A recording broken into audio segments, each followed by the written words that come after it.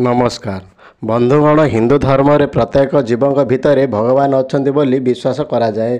घर को कहार आसवा शुभ बोली मना जाए तो एवं कहार आसवा अशुभ शास्त्र रे यह मध्य उल्लेख करा जायछि। शास्त्र अनुसार जदि यही पांचटी जिनिस घर को आसती ताहेले यह धन लाभर संकेत देई थाए बोली मना जाए। केवल वास्तु अनुसार नुहे बरम ज्योतिष शास्त्र रे मध्य सेमानंकर एक गुरुत्वपूर्ण स्थान रही।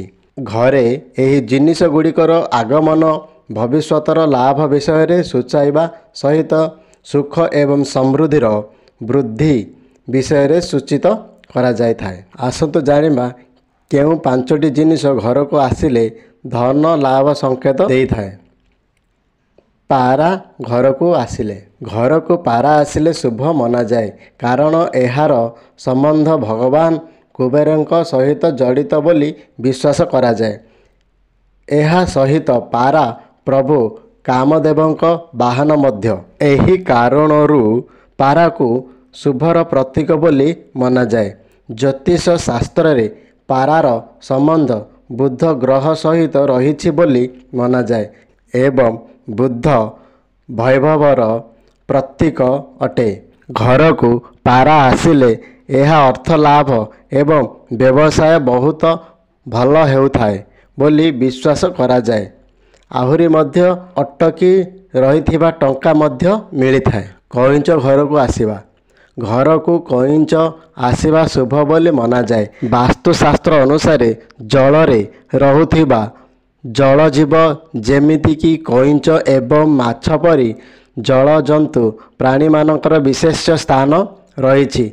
कहा जाए जेउठी की कइंच आसे से घरे सकारात्मक शक्तिर संचार होइथाए बोली मना जाए। यह भगवान विष्णु को कच्छप अवतार सहित जड़ित, सेथिपाई यह आहुरी पवित्र होइथाए। घरे यार प्रवेश माँ लक्ष्मी को आसिबार संकेत देइथाए बोली विवेचना करा जाए। कइंच समृद्धि सहित घरे शांति आनी थाए। दुईटी मुह थिबा साप जदि घर को दुईटी मुह थिबा साप आसीछि तो यार अर्थ होउछि माँ लक्ष्मी आपणक घर को आगमन करिछन्ति, कारण दुई मुखर साप लक्ष्मी को बाहक बोली विश्वास करा जाए। यह बहुत दुर्लभ बोली विवेचना करा जाए। साधारणतः यार दर्शन मिले नहीं, किंतु जदि यही दुई मुख थिबा साप घर को आसे ताहेले यह बहुत शुभ अटे। अतीत रे जेतेबेले द्विमुखी साप घर भीतर को आसी थाए सेतेबेले सेही साप को धान एवं क्षीर दिया जाउथिला, जहा फल रे यह घरे रहिबो। जो घरे यही साप आसे सेही घरे केबे भी टंकार अभाव हुए नहीं। बेंग घर को आसीबा सारा विश्व रे बेंग मानकु शुभतार प्रतीक भाव रे विवेचना करा जाए। चाइना रे यह समृद्धिता एवं धनर प्रतीक भाव रे स्वीकृति प्राप्त। बेंग घर को आसिले सुख एवं सौभाग्य प्राप्ति होइथाए। वास्तुशास्त्र रे बेंग को मध्य धनदायक माना जाए। बेंग मानकु केवल हिंदू धर्म रे नुह बरम समस्त संस्कृति रे घरे पालती। कला पिंपुड़ी घर को आसिबा घर को कला पिंपुड़ी आसिबा मध्य शुभ बोली मना जाए।